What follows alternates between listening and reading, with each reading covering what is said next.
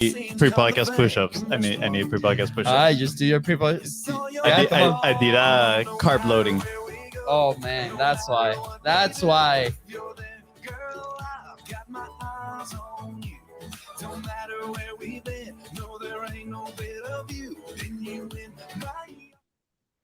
Whoa.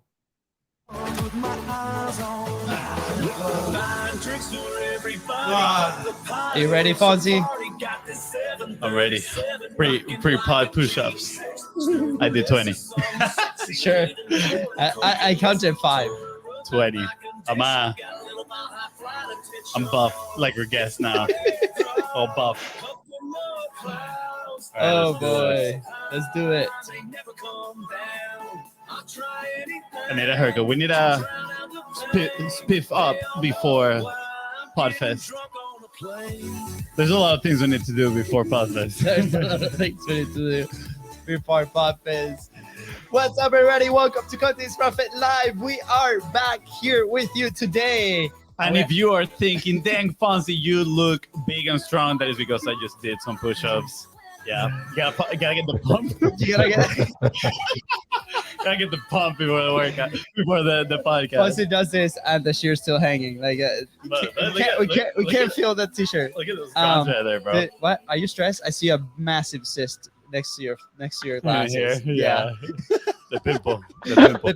Guy, if you're wondering why Fonzie is stressed, because Thursday we'll be in Orlando in Podfest. I get pimples when I get stressed out. I know, and he's like, we need to get the presentation. I'm like, let's just wing it. No, I'm kidding. We cannot wing this. This is gonna be good. We're not winging it. Is how to turn your platform into 6 figures. I gotta put it out there. We already have a presentation.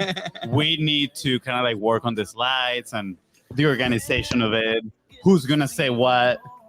That sort of things. Lifestyle, baby. Here we go. No. We're super excited because we're sharing stage with so many amazing entrepreneurs, and we cannot wait to be there. That was the event that really kind of kickstarted this whole show thing. But anyways, the whole love for podcasting. Yeah. All right. And with that, we have an incredible guest today. Hang tight. I know. We're going back to the other side of the world. The other side of the world. I know. I feel like Australia is a country that we've had the most guests from. I mean, a part of the U.S., of course. Okay, yeah. Yeah, I was like, where is the U.S. in there? No, a part of the U.S., obviously. Yes. We've had a lot. We might just have to go do an event in Australia. Anyways. I think so, too. I think it's going to be absolutely epic. You ready, Fonzie? No. Dude, we've been doing this so long. We've been doing this for so long. I'm ready now. I had to hit the share button. Yeah, I gotta put it out into the world. All right, here we go. We've got some. Hey, I'm Luis. And I'm Luis. And you're listening to the Content is Profit podcast, where we talk about entrepreneurship, mindset, and of course, how to turn your content into profit. But most importantly, we're here to have a good time with you. So go to contentisprofit.com and join the community. Oh yeah, you know what I just realized? What's up? We actually did the old intro. No, this is perfect, Fonzie. I know it's perfect. It's the time is perfect, but I'm just saying we forgot to update it from the previous episode. No, we did not forget. You forgot. This is your responsibility. But we're a team. No, but this is your responsibility. There is no I team. Have you heard that? Take ownership. Hey, by the way, side note, I'm listening to our producer's feedback. He wants us to fight more. We'll fight more. Just saying. He's still salty. You're still salty from that. I just reached out again today. I was like, hey, can we have that producer that gave us the feedback and have him on the podcast? It's going to be epic. But you know what's going to be epic as well? That you're going to take responsibility for not changing the intro? No. Today's episode with today's guest. Right. It is going to be absolutely amazing. And we're going to be talking all about sharing taboo topics without any fear. Ooh, and I think there's a little bit more to that, like emotions in business, men emotion in business. I know, Fonzie. I know, you look at me like I'm crazy. You're sharing the keywords. I know. SEO, pick it up. I love it. I'm actually very excited for today's conversation. And I feel like I'm at a spot in my life where I might need today's conversation. I know. Well, let's see where it goes. Guys, strap in because this is going to be a whole conversation with Fonzie and our guest. And that's it. I'm just going to listen. Anyways, I think I'm ready.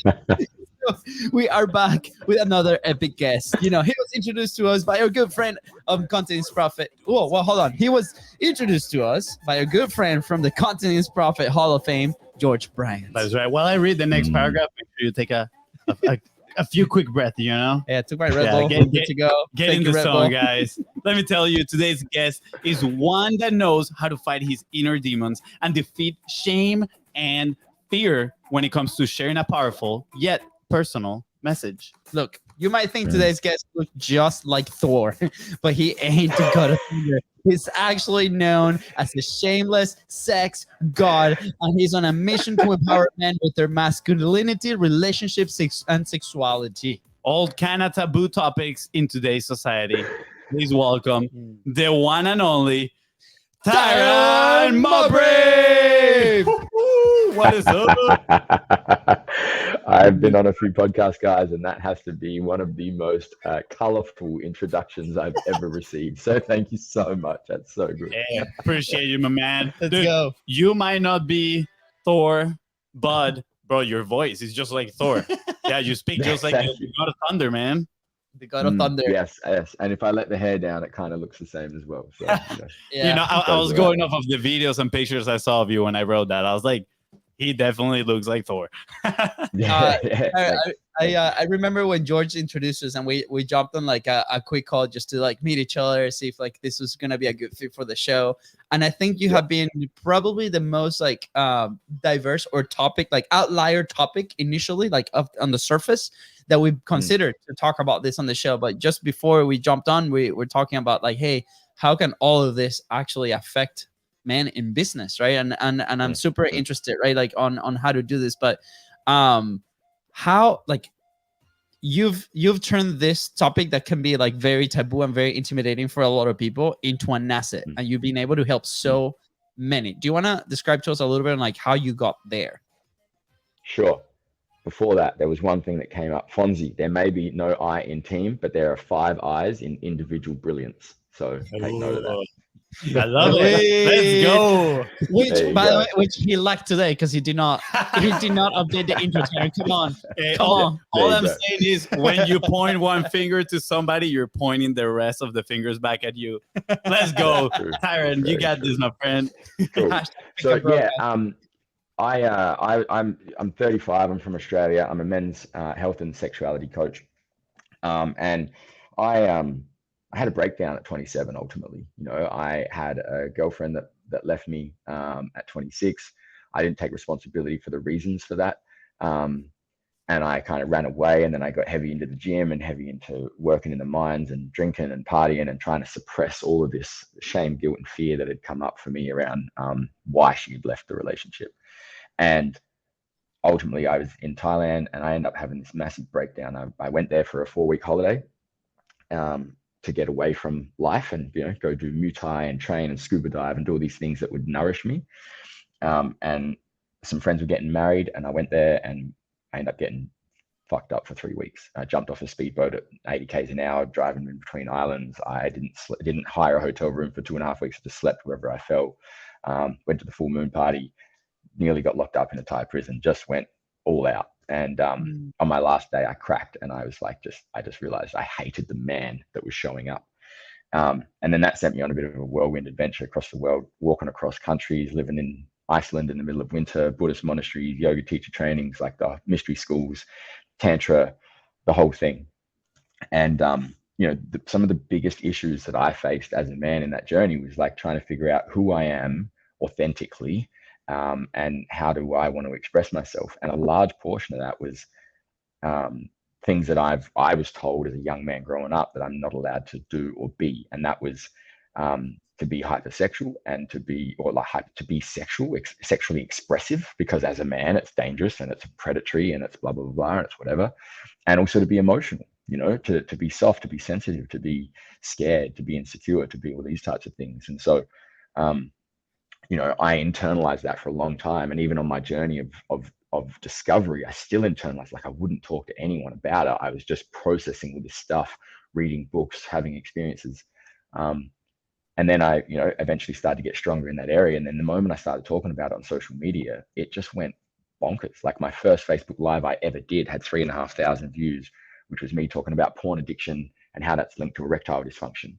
And it just it just blew up. And then the more I talked about it, the more men reached out. The more men that reached out, the more I realized that this was not just an individual problem. This is like a systemic problem. And it just kind of grew from there, and I kept that, just gave me more motivation to keep exploring those realms, and then from my exploration and from my learnings, create systems and maps and models that helps men specifically deal with all the shit that goes on inside that they never actually fucking let out. And then ultimately that led to like, okay, I've worked with a couple of thousand men now. Who are the men that have gained the most, make the biggest impact after working with me, and have the least amount of resistance to, one, paying, because money is a thing for all people, but two, like actually doing the work, and I think they're linked. People that tend to pay tend to do the work as well, because they are aware that they need to take action in their lives. And it came back to business owners and entrepreneurs. So yeah, that's kind of where I'm at now. That's the very condensed version of it. I love it. Very condensed. We need to get a movie deal for you. And I can only imagine like how that was. There's a trend, right, that has been showing in the show, or has we've been able to spot. And with successful people, or people that are like in this transition moment, or they build something, there's a moment in their life that it's like the oh shit moment, like everything goes south. It shows in very different ways. Yep. We've had it. I don't think we've had it as intense as you did. But like, do you think like every entrepreneur or every business owner or something in this journey, do they have to go through something like that? Like, yours was pretty intense. Like on the scale from like 1 to 100, yours is like 200. On 1 to 100 was Project X. Yeah, Project X version, right? Project X. And I think like most people won't get to that point, right? Like that was pretty unique experience that you lived. But do everybody have to go through something like that to like wake up and be like, hey, I need to take action into changing? I think the people that go to that depth, like the people that go to that lower place, they tend to be the ones that, how do I word this? They're the ones that have to climb the mountain. And the thing is, if they climb the mountain from the very bottom, they find out, and they're going to fail many times and take the wrong path. They're going to know the easiest path up the mountain by the time they get there. And so, I don't think everyone has to hit rock bottom if they can listen to the people that have been to rock bottom. And that's the difference. And that's what I try to do with my work. It's like, I try to help men before they get to the place that I got to, before they become drug addicts or alcoholics, or they lose their partnerships, or porn addicts, or they can't get erections, or, they sleep with their secretary and blow up their business. And, like I try to get in there and help these men before they realize that they're on a downward trajectory. And it's really hard, because how do you tell someone that they need something before they're even aware that they need it? And that's probably the hardest part of personal development for business owners and entrepreneurs, because they get so focused on mission and success as a monetary thing, or as a number thing, like once the business does this, then we've succeeded. But actually, if they're not processing emotions or bringing emotions into business, like, because guess what? Happiness is an emotion. So if you're suppressing all the negative emotions in your business, you're also suppressing all the positive ones. Like, you're not being able to feel the full depth of them. So if you're suppressing or ignoring emotions, you're never going to feel fulfilled in your achievements, because you're attached to the goal rather than the process. So no, I don't think everyone has to hit rock bottom. Everyone has to go through an experience that makes them trigger awareness. But that experience could be a multitude of different things. Yeah, absolutely. I mean, I think I'm going to take this into content a little bit. I think that's a big power of content, right? Like, how many times have you maybe just picked up a book that looks kind of interesting, and then once you start reading it, it brings so much awareness to a topic that maybe you didn't realize you had an issue with or a challenge, and then you start diving deeper into that. And I don't remember who was the one that said it, but pretty much awareness is just the beginning of the journey, right? Like, now you need to make the choices, the conscious choices to like move on. I have a few questions from previously in your story. I'm just so curious. You say you went to like a Buddha monastery and like all these places. I'm honestly very curious in learning some of the lessons that you took from there, right? Like, what did you learn from that time in your life that helped you make that first live, you know? Because I can even imagine how scary that was to press live and start talking about, you know, porn addiction, like all these things. Like, that must have been honestly mind-blowing. So what are some of these lessons that you learned in this journey through, you know, these spiritual masters, right? Yeah, cool. Great question. So, I mean, the Buddhist monastery for me was at a pretty pivotal time. You know, I used to drink a lot and take a lot of drugs and party and really hard. And I was traveling Ireland and Scotland, and there's a lot of alcohol in Ireland and Scotland, and they don't mind a drink either, you know. And Australians are renowned for drinking, so everywhere I went, they're like, "Oh, an Aussie, here you go," you know. And so like it's really hard to break that culture, and I'm trying to stop that, but my environment is continuously supporting that process, you know. So it was really hard.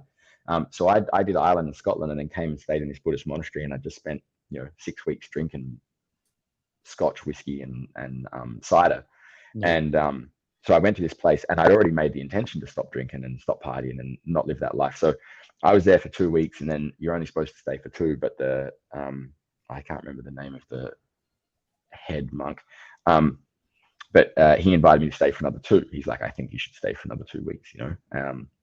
So I stayed there for 4, and I remember sitting there and being like, I want kids, you know, like I'm 35 now. I'm everything in my life is moving towards I want the partner, I want the kids, I want the marriage, I want everything.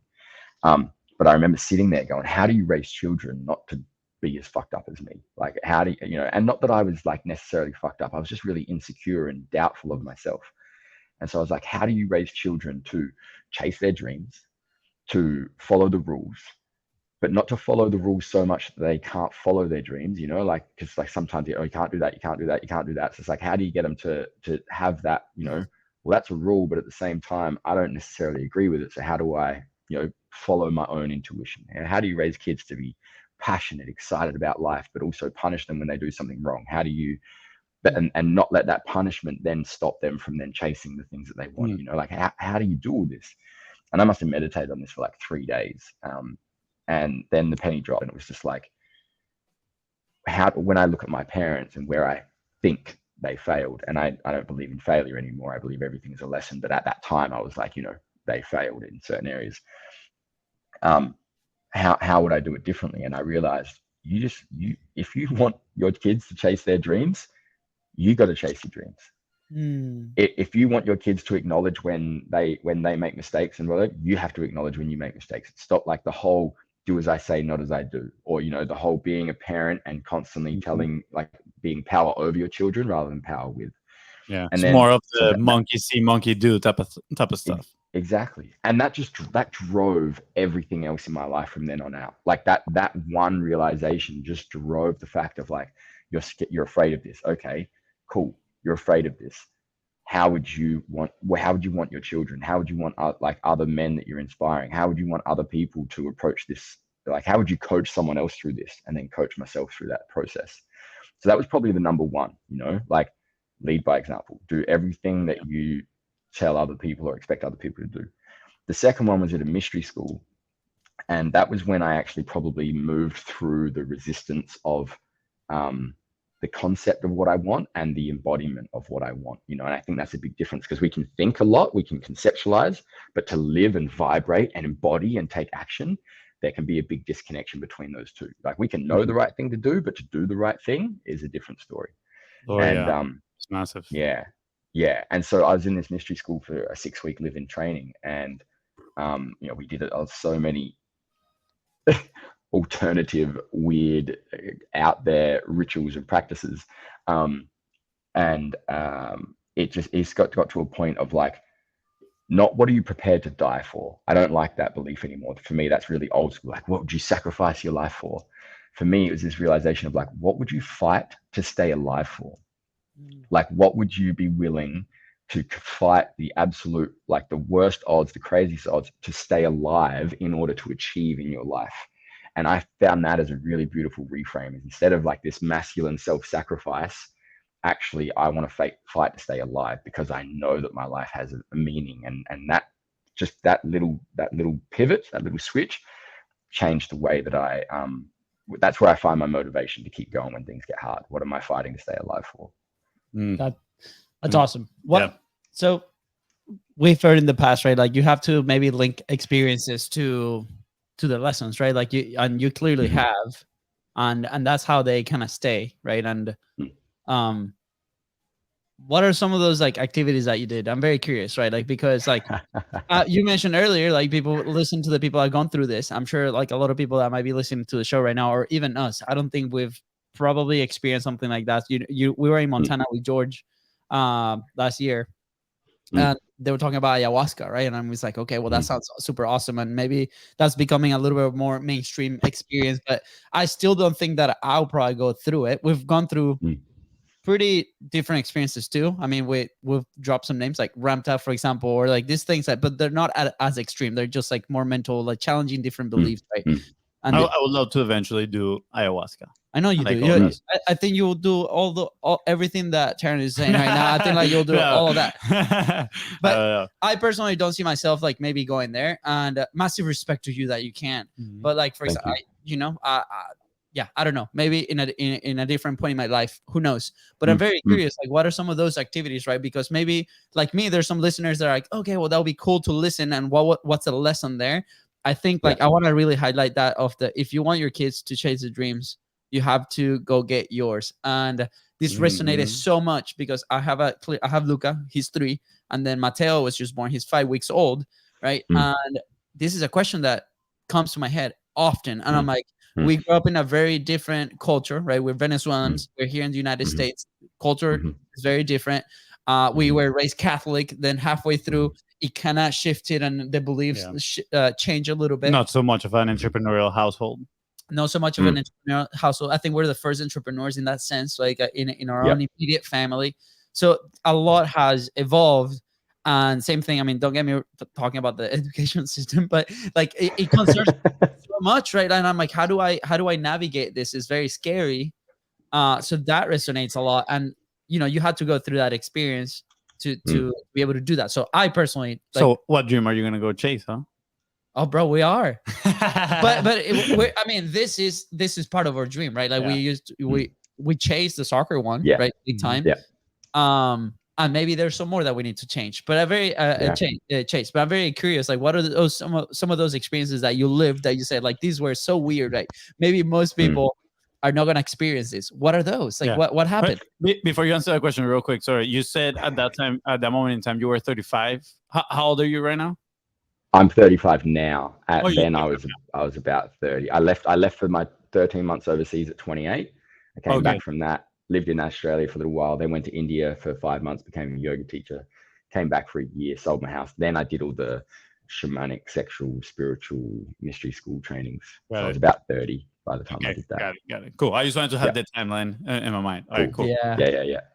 So, well, astrologically, 28 is when your Saturn returns. So that's when Saturn goes back to the sky, the same place when you were born, which ultimately means that's when you're here to start living your soul's purpose. This is training from the mystery school. So this is some of the stuff we learned. And so a lot of people do have little breakdowns at 28, like they've been in their job 7 years, they've left school, they're whatever. And I'm 29. You just solved the entire question that we had over the last year. You just solved it 100%. Yeah. So 28 to 30, a lot of people have this identity crisis. Like, fuck, what am I doing? Like, I don't enjoy my job. I don't, blah, blah, blah, blah, whatever. So astrologically, on a soul development level, 28, when the soul lands and goes, cool, we're here to fucking work. What are we doing? And that's when people kind of freak out. And if people don't deal with that, then 56 is the next time Saturn returns, right? So how many 56-year-old dudes fuck their secretary, buy a sports car and dissolve their business, right? Midlife crisis. That's when their soul's trying to come through the second time. Or you can be General Sanders and create the next Kentucky Fried Chicken. Before you go to answer the experience question, I I'm with you. I'm with you on this because we've been in experiences in our life that like allow us to probably be very open about this. But I can see how maybe some people are gonna, I call it bullshit on this, and they're like, Sure. this is a whole Sure. juju, thing, right? So Yeah. you seem to have your message very like you believe in your thing, right? And you're like 100%. This is what it is. Like I've gone through it. Like I believe it, right? 100%. It's like us with publishing, with like building the thing that we do, right? What do you say to those people maybe that are like, hey, that's all cool and stuff, but like what doesn't resonate? Do you have a message Sure. for them? Well, I mean, it's like any and all things, right? It's like people you read a book, you and I could read the same book and take completely different lessons from it. It doesn't make the book less important to either one of us. It's just we view the world through our own individual lens from our experiences. Yeah. Now, and if you didn't have a breakdown at 28, maybe that means you're actually in alignment with everything that is supposed to happen for you and your own individual journey as a human. Yeah. So it's like, well, I didn't have a breakdown at 28. Well, maybe you didn't need to have one. Maybe you're in alignment with everything. So your world didn't blow up like other people's. Mine blew the fuck up. Mine blew like my star supernovaed into a black hole, and I had nowhere to go, and there was only one path left for me, and that was to surrender. Yeah. So, that's what I would say. It's like you and I could read the same book and take completely different lessons from it. Yeah. And that's my lesson from my book is this. Yeah. Perfect. And like yours, there's going to be so many people that align with that, right? Like, and I thank you for that answer because, so many times, when we talk on publishing, and this is like with the people that we help in our community, with the people that are in the service, right? They're out there putting their message out there, right? And sometimes that can be very difficult, right? And they're going to be people that are going to call bullshit on whatever you're saying, right? Absolutely. With us, it happens all the time. So it's like, Absolutely. I think that's a very important lesson to be very aware of that and be okay that that's going to happen, right? And it's like, okay, well, maybe this is not for you. Maybe this is for the next person that comes down the line. Yeah. I was at a girl's house last night, or girlfriend's house, like another sexuality facilitator. We're talking about doing some work together. There's 3 women. They're talking about astrology flat out. I hate astrology, even though I just said when you're 28, Saturn returns. Like I know a lot about it. I know about development of the soul, but astrologically, like talking about I'm a Libra and my Aquarius is in the North Node in the 12th house of fucking Sagittarius. It doesn't interest me at all, even though a lot of what I know and talk about has that flavor into it. So, we take what we like, we leave the rest. That's the way life is. Absolutely. But so some of the practices. Yeah. Can we go back to the experience? I'm very curious. Like you can say like the top 2. All right. So, well, that's really hard. I just wrote a list out of 150 practices that I do that I can do and have done in my life in order to regulate certain aspects. Yeah. Forget about the top 2. I'll tell you the two craziest, most out there fucking things that I've ever done. So one of them was, I remember I was sitting on my knees and I had a moment and I sat there. I was like, Tyran, what the fuck are you doing? I looked around the room. So all the women, female-bodied humans in the place were standing up blindfolded, standing in a circle, and there was a cup in the middle, and this is so fucking weird. And all the men were servicing the women, like masturbating their imaginary or energetic penis. So making the women aroused, that like jerking off this imaginary penis basically, so that they could seed, right, which is to ejaculate, because that's what we do as men, their soul's purpose, right? So this is like and you gotta remember, this is taken out of context. There's no framework for you guys to understand this, but this is like a weird out there practice that we used to do, because a man's ejaculate is the most potent thing that he has, right? Like you Lewis, you've got kids, like with that's how you create human life. Like it's fucking magic. Yes. Now, when we waste that, when we just use it for no reason, or we watch porn or whatever, it's wasted life force. It's wasted energy. And so the intention behind it is like to come with purpose, to come with intention. If you're not creating human life with it, what are you creating? What are you seeding the world with? And we call it seed. Like it's literally called seed.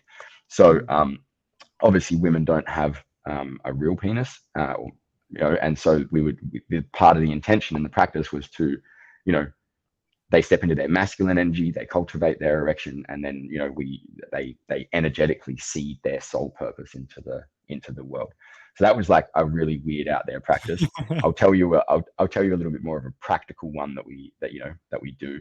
And that was to like break down our identity, like, and this is how to meet people on it's called transpersonal, which you could say soul level instead of a personal level, right? Like I meet you, I look at your face, we shake hands.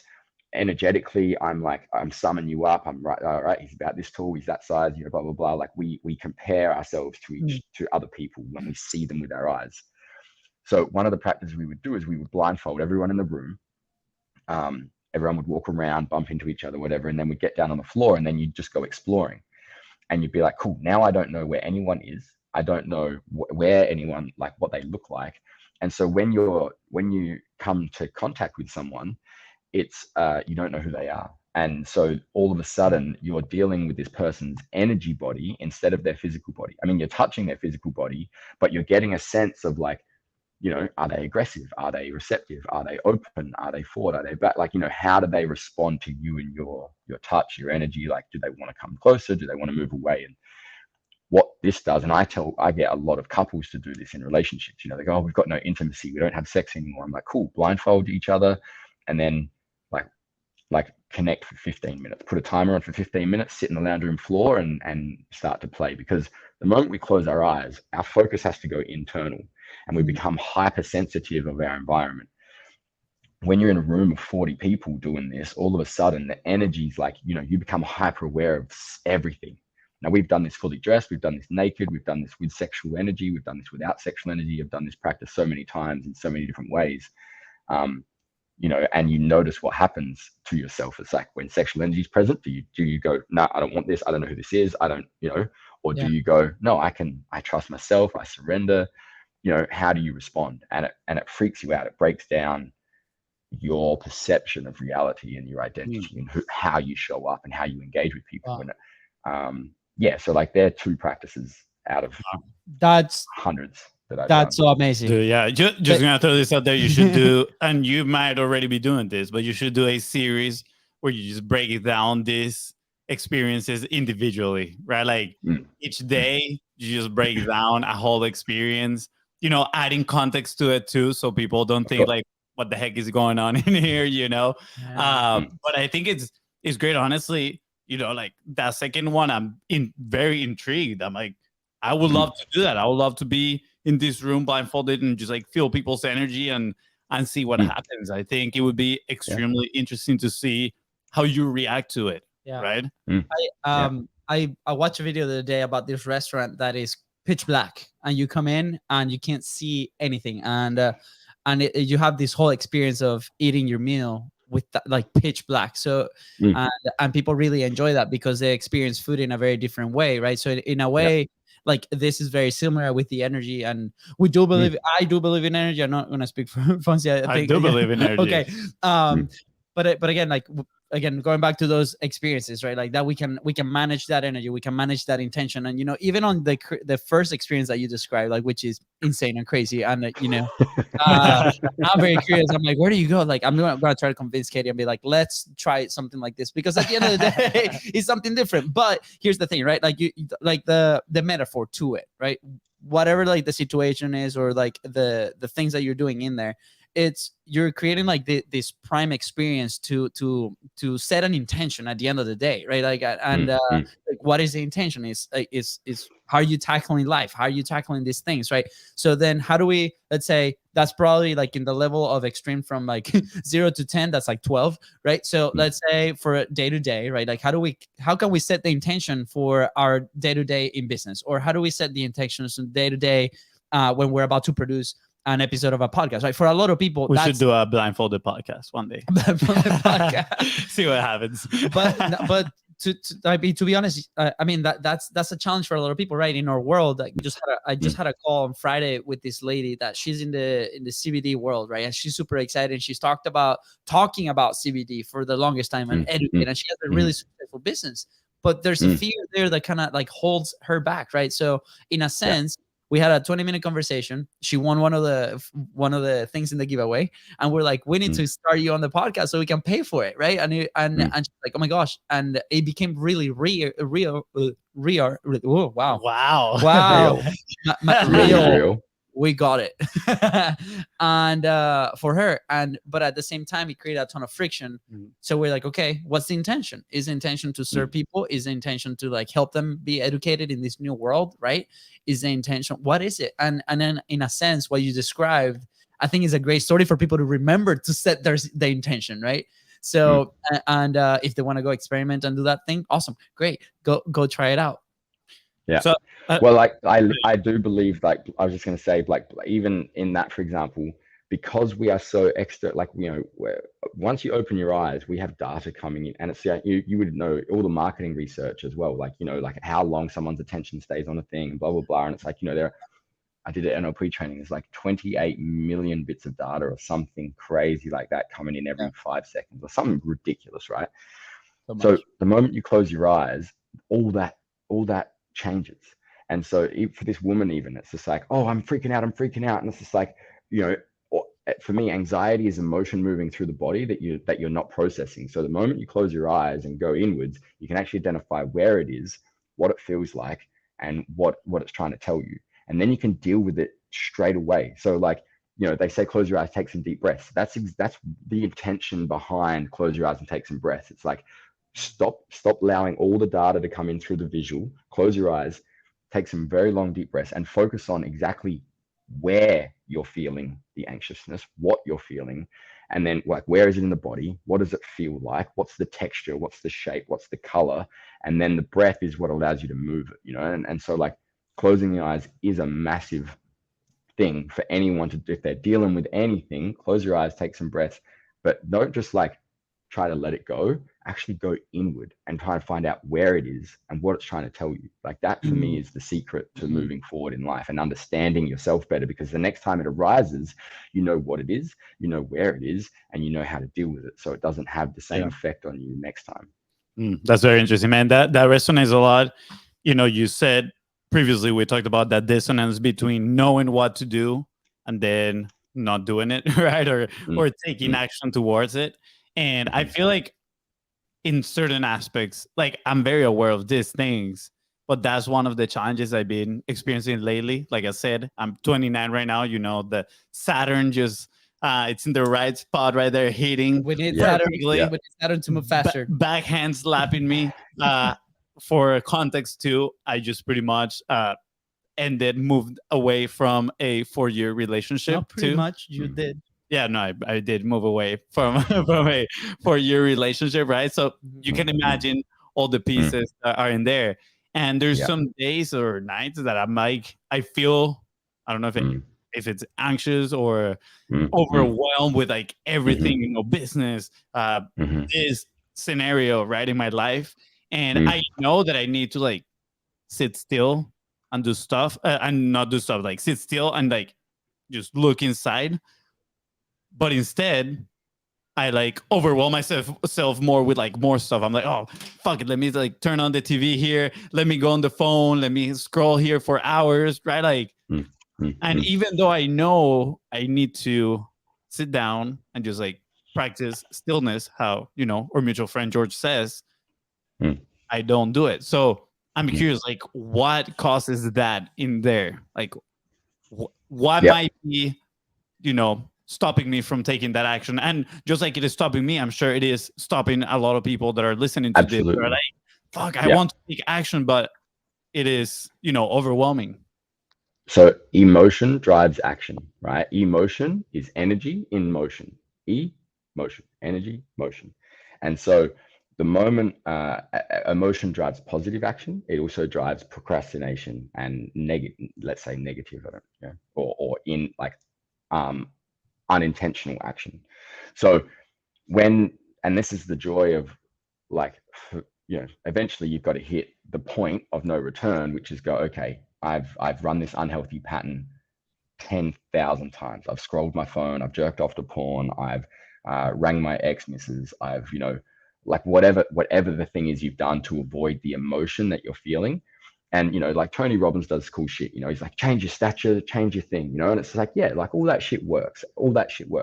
But he's also very much like, it's very up and it's not very down. You know, he doesn't go through the feelings. And I'm not saying it's right or wrong. I'm just saying for me, this my pattern, the way that I deal with stuff is to go through the emotion.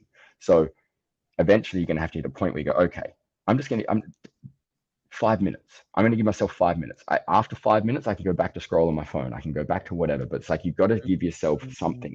And the biggest, like where a lot of people fail trying to create a new habit is they go, right, 1 hour. I'm going to do it for an hour every day. It's like, no, you're not, because you're not doing it for 2 minutes yet.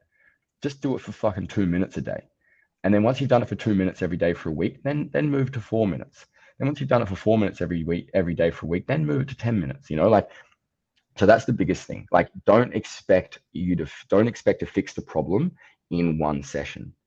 It's the same as trying to make money, right? The same thing as entrepreneur. It's like, you can't expect to launch one program and make a fucking $1 million in your first month and then be like, all right, well, now I'm sweet. It's like, all right, I'm going to trial my audience. So put a timer in your calendar on your, like, you know, you use your phone for your thing.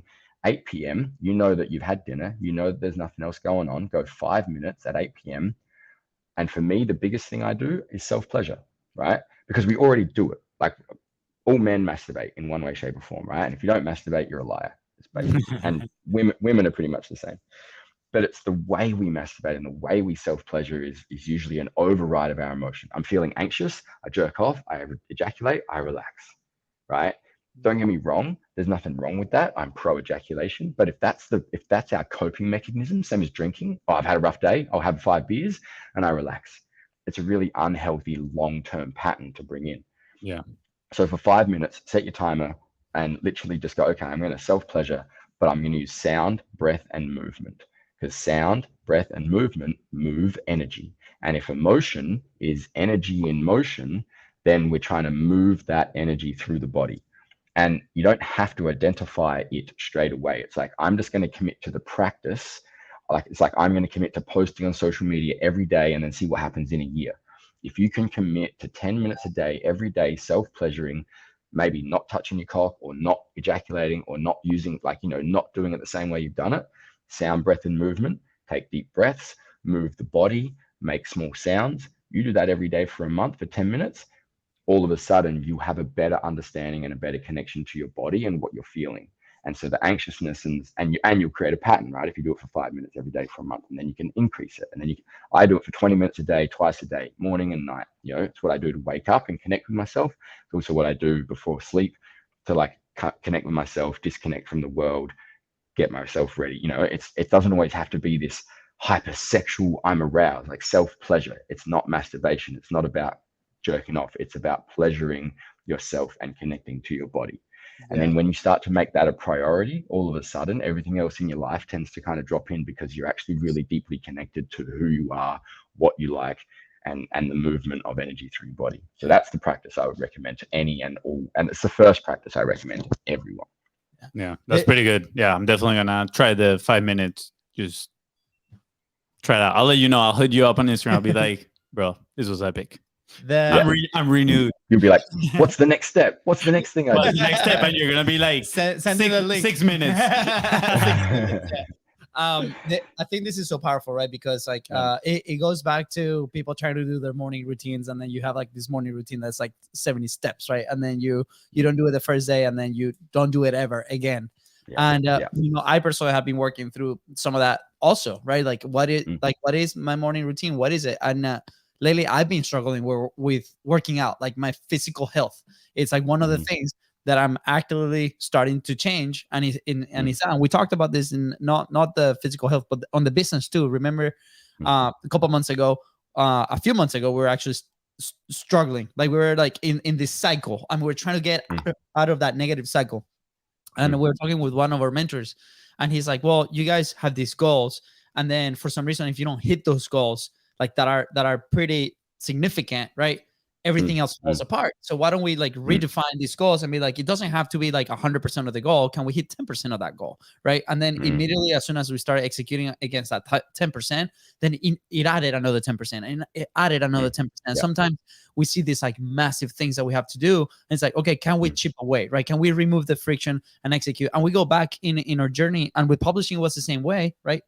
We talked about the podcast a year early before Content is Profit. We couldn't do it because it was such a big feat. We wanted the 2 cameras, we wanted the whole shebang, the full editing, the jump cuts, the no like no nothing, and we couldn't do it for like a full year. So I can even imagine what people are going through, you know, in their business, in the day-to-day, in their personal lives, in their publishing. So the framework in general, I think that's super valuable, right? Those 5 minutes a day, like put your clock. Like, can you produce, like, if we bring it to the content side of things, can you produce a 5-minute live, right? And this is, for example, the CBD lady, that's what she did. She went live for 2 days, right? And she's like, okay, I am publishing, I'm moving, I'm in momentum, I need to continue to do this, right? And then same thing, spot those opportunities in your day-to-day and start executing against that. Yeah. So good. Yeah. I have a question that I know they want us to disagree, but I cannot disagree with this. It is so good. I know the producer. We had a producer give us a review on stuff, and he's like, "You guys need to post to a lot of point of views," and we're like, "But they're awesome. Like, we love them."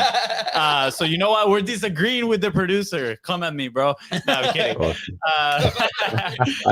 I have a question that I've had pretty much since you shared your story, and you know, through listening to you today, and you know, mentioning words that are not, that I don't hear as that many times in a conversation, right? Like dick, cock, masturbation, like all these things, right? Like it is not your usual conversations that you're gonna have with somebody at the coffee shop, for example, but you could, right? You could. It's because we make it a taboo, right?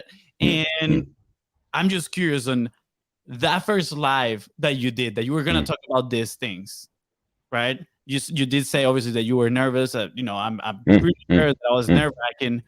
But what was the reaction of people around you, like the closest people to you? I don't know if you are or still are close with your parents, or you have very close friends. You know, because I feel a lot of people are stopped in the tracks on producing content and sharing their message, and their message is not even as taboo as yours. Right? They're afraid because they're like, dude, what are they gonna say? What are people next to me gonna say? Right? I don't have a marketing degree. What are my friends that I don't know have an engineering degree gonna say about this? Right? And that just holds other people's opinions. Shooting, we all know shouldn't concern you at all, right? Like, just do you.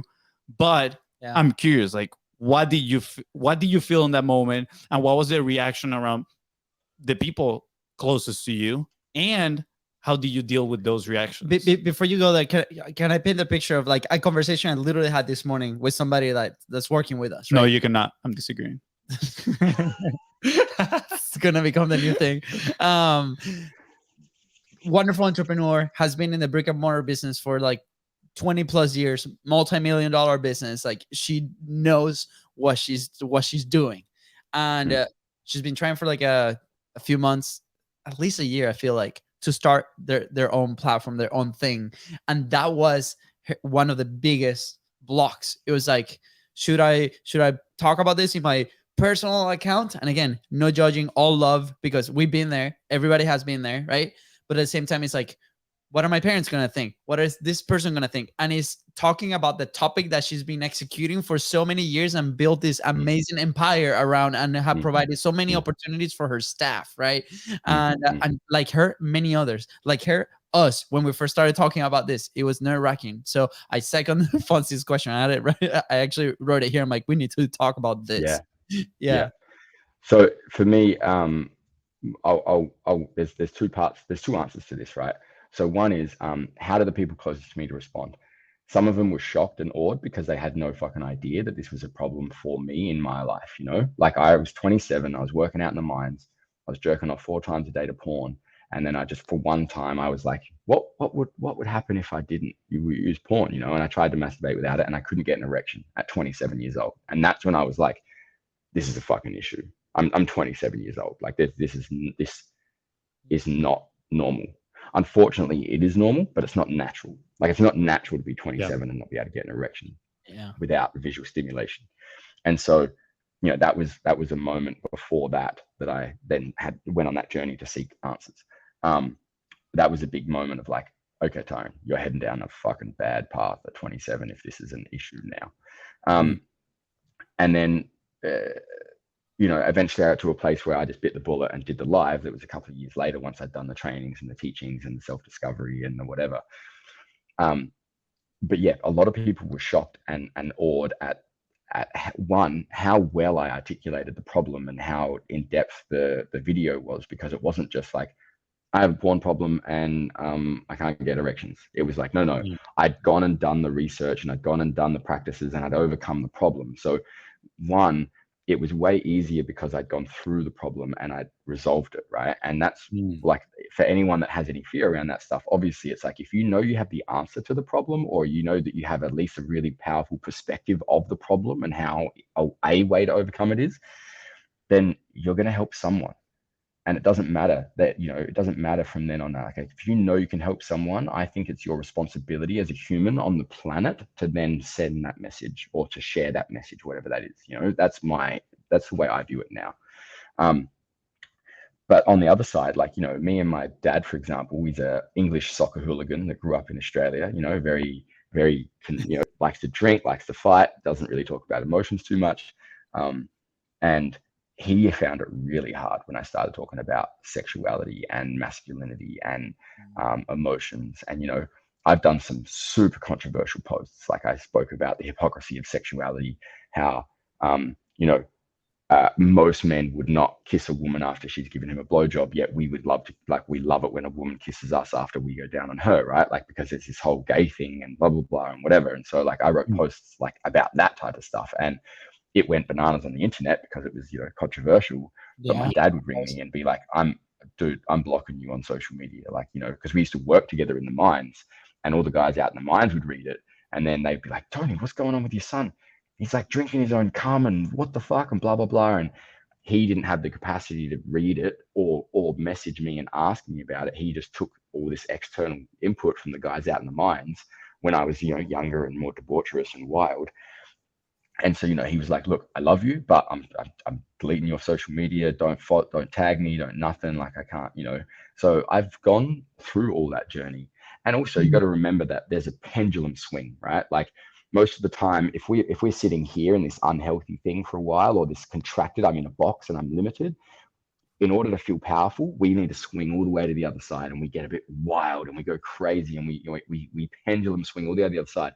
But eventually we find this like healthy kind of middle way. And that's usually what happens. Is like, and this is where it's wrapped around identity, right? Like, we're on the pendulum swing, we have this attachment to an identity, and your family and your friends and your clients and your audience and the people that know you, they have also got an attachment to you as an identity, as a thing. So when you do something that doesn't fit their box of your identity, there's going to be friction.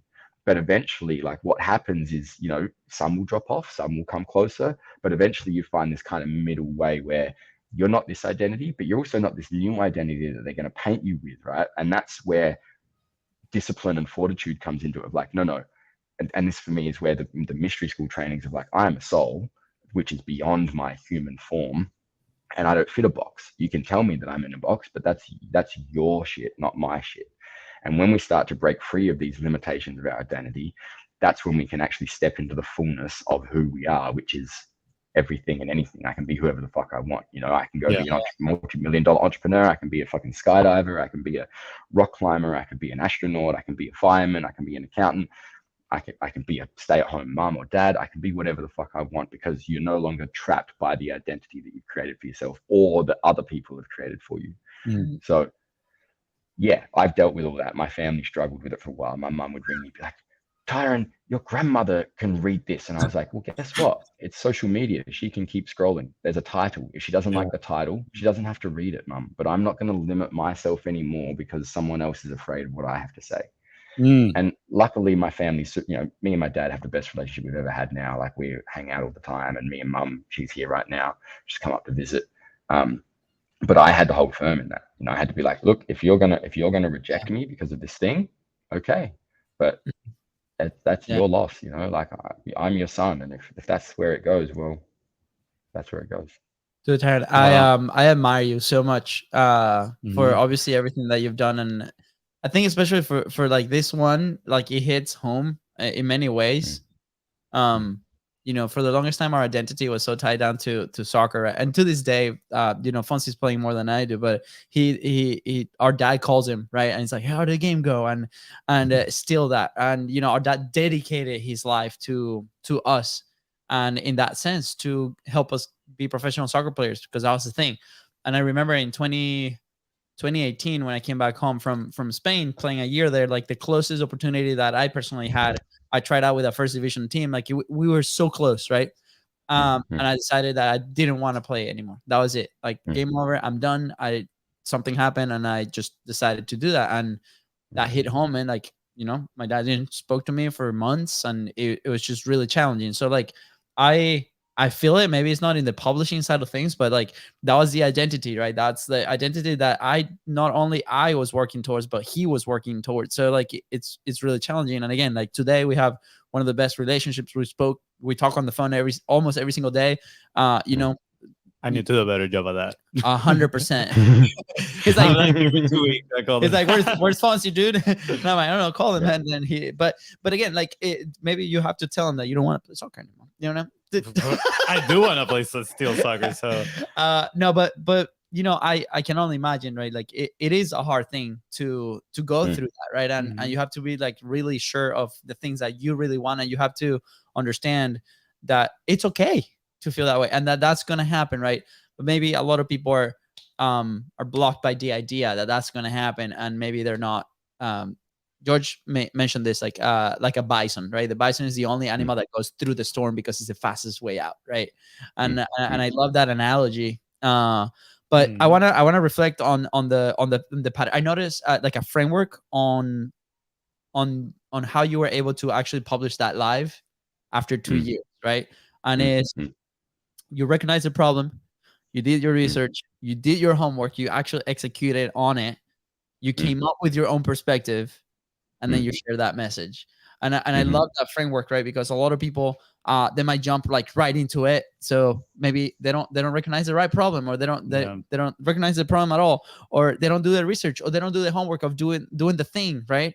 And then they don't come up with their own perspective. That's usually the one. Like for us, like this show has provided a platform for us to develop our own thing. And you know, sometimes questions arise, right, in the service that we're doing. Like this comes often, like are we creating the right content? Are we creating the right thing for our clients? Are doing and you know, sometimes we disagree, sometimes we agree, but I'm like, dude, I'm sure of what we do is the thing that like it works for us, it works for everybody. And I think we have to be sure, and you show that in that live, in your topic, in your thing.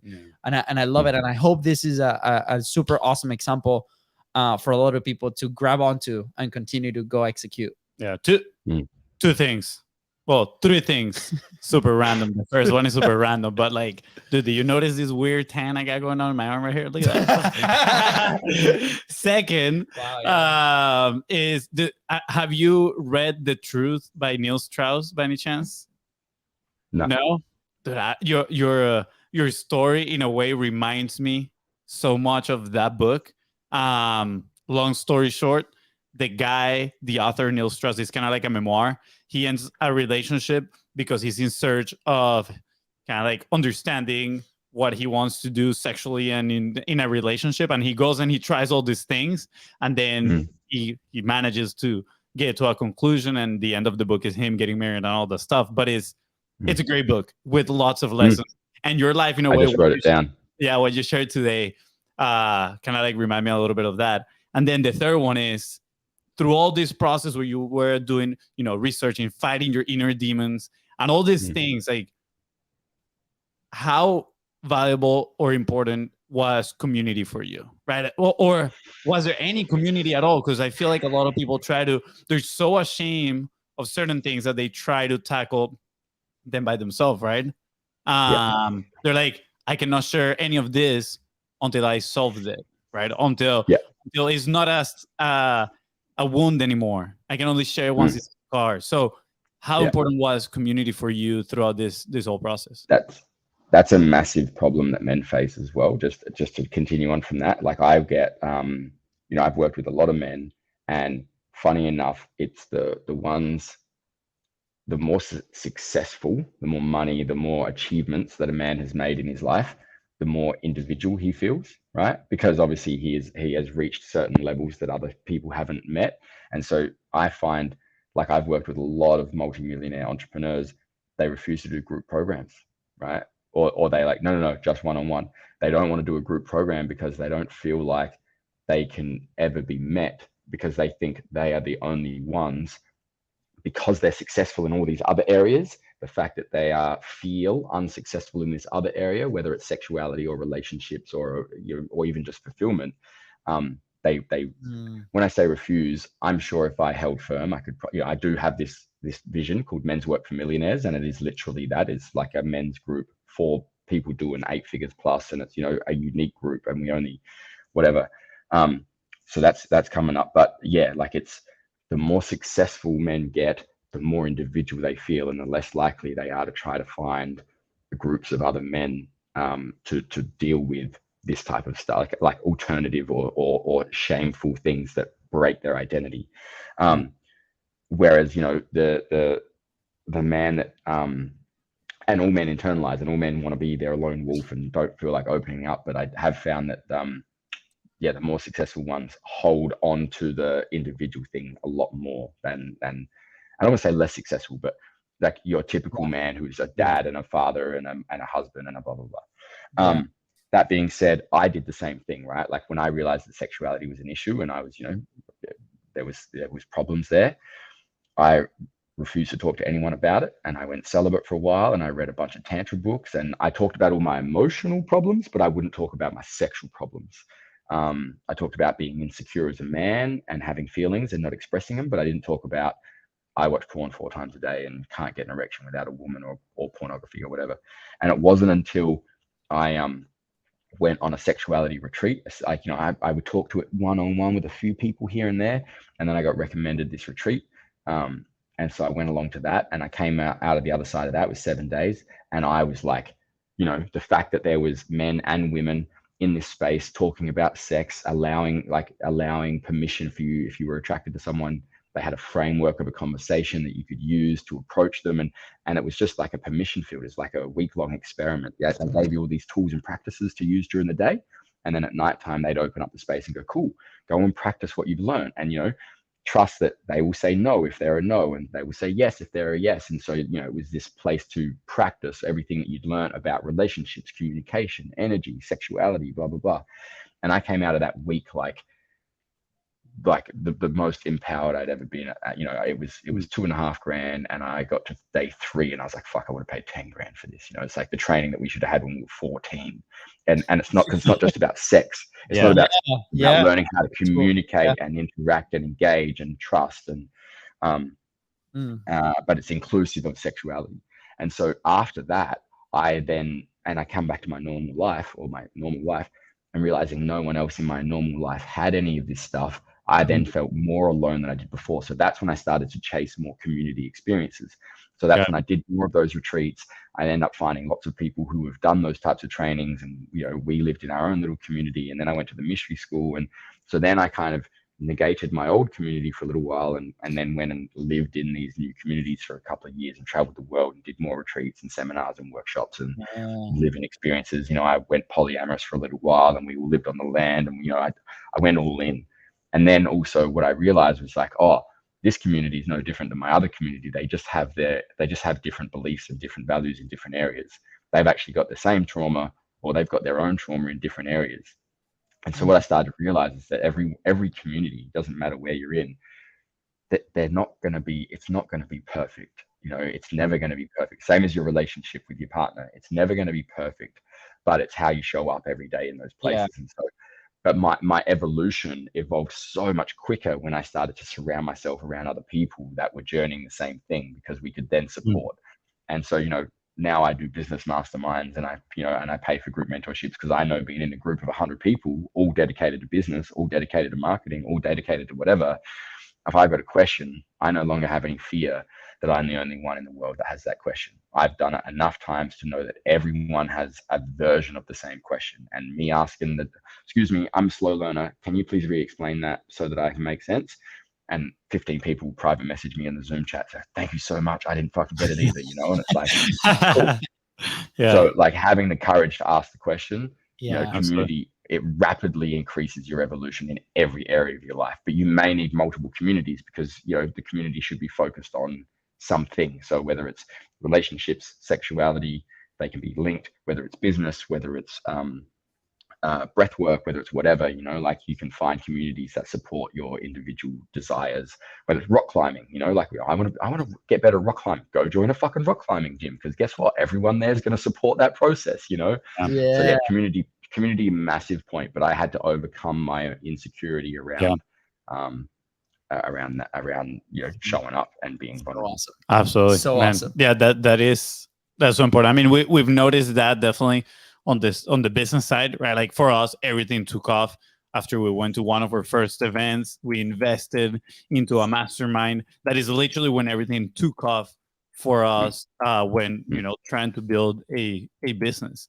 But do you remember the comment you told me after Steve Mastermind one of those days with 70 people? It was like probably like one of the most intimate groups at the time that we experienced. And do you remember what you told me walking out of the room? Not sure.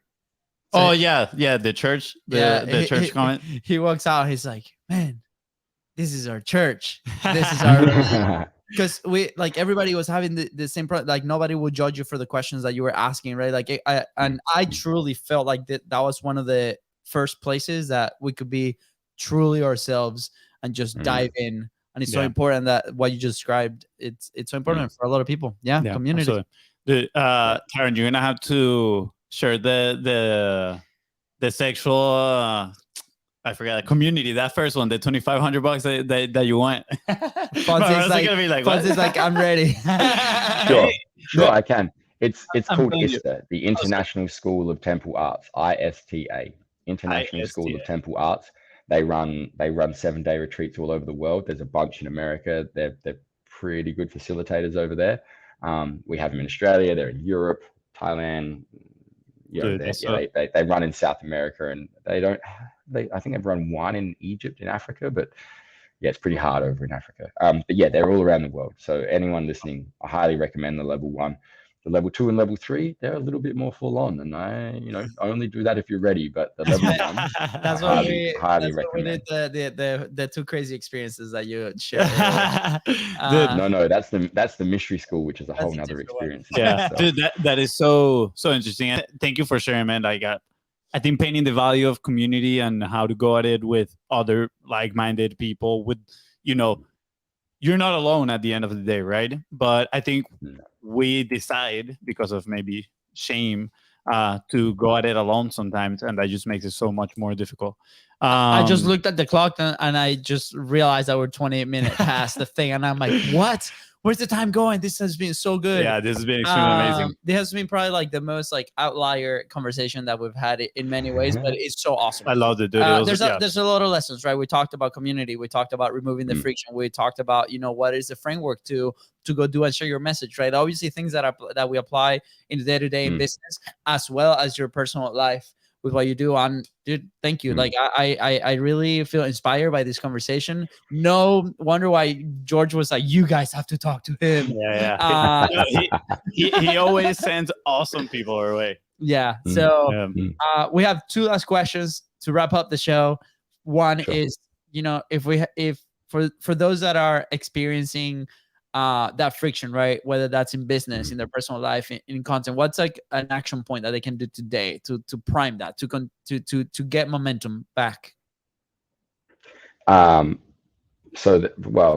for me, it's all about identity, right? Like I said, so it's like if you're unable to take action, it's because you have an identity block. You're trapped in this belief that you cannot or will not or whatever. There's a limitation. So I like to jump forward, say a year or 2 years, and go, who do I want to be in a year? Who do I want to be in 2 years? And like the moment I do that and I project myself forward and the image that I want to present to the world, or the image I want to present to myself or my family, I can usually take a pretty quick action step.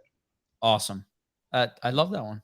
Yeah, I'm gonna complement that one with what you shared previously with which was giving yourself those 5 minutes, right, to go in. Absolutely. I think that was extremely valuable too. So I think pairing those two will be pretty Pretty powerful. Yeah. I love it. You know, for those thinking on publishing, right? Like if you're thinking about, I want to start this podcast or a YouTube channel or like be the face of my company, right? Like think about those 2 years ahead, right? Like, and then what you're feeling right now is if that's strong enough, right? That's going to become irrelevant. Then we can start working towards that action. Yeah. So there's this, do you know who Jordan Peterson is by any chance? Yeah. So I mean, I really enjoy his content. I haven't read his books. I do want to read them, but I have a really good friend that he did a program that he has that is called Future Authoring, and it pretty much is envision your life, you know, in the future and how it would be if you do what you need to do, and if you don't do what you know you need to do, right? Like the negative side of things, and like that contrast kind of like moves you forward. And I think that's pretty powerful. And I've been thinking about doing that in a way, and I think it aligns with, you know, just what we're talking about. Like who do you want to be? What are those actions? And then envision too, where are you going to be if you don't do these things, right?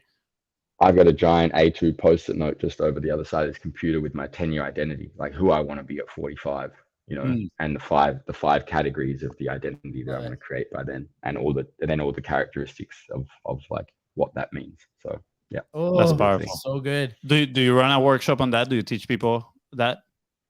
I run it in my embodied entrepreneur 12-month mentorship. We go through that. There's a whole module on identity and passion, and that is knowing who the fuck you are. So we break down the body, the mind, and the soul. So look, so many people live in the body and the mind, which is the ego and the personality, which is great. You need to develop that. But the reason a lot of people are unfulfilled is because they're not connected to their soul, and the soul's not merged with the personality. So we do a lot of stuff on merging that. Because that's what creates like that deep sense of fulfillment when you're on your mission. And makes sense. Is there the recipe for a superhero, man? Like you got it. Like this is it. Like this is it. I was gonna say everything sounds way more powerful when you add fuck to it. It's like, you know, like if you were to say like, so you know who you are, like it's you know who the fuck you are. Like, who the fuck you are. It's like, oh yeah, dude, like I'm ready for this. You had clearly we asked this question at the end. You have a very polarizing, you know, first live, obviously, with the thing, right? But where would you be if you never published or you never like did that one video, for example?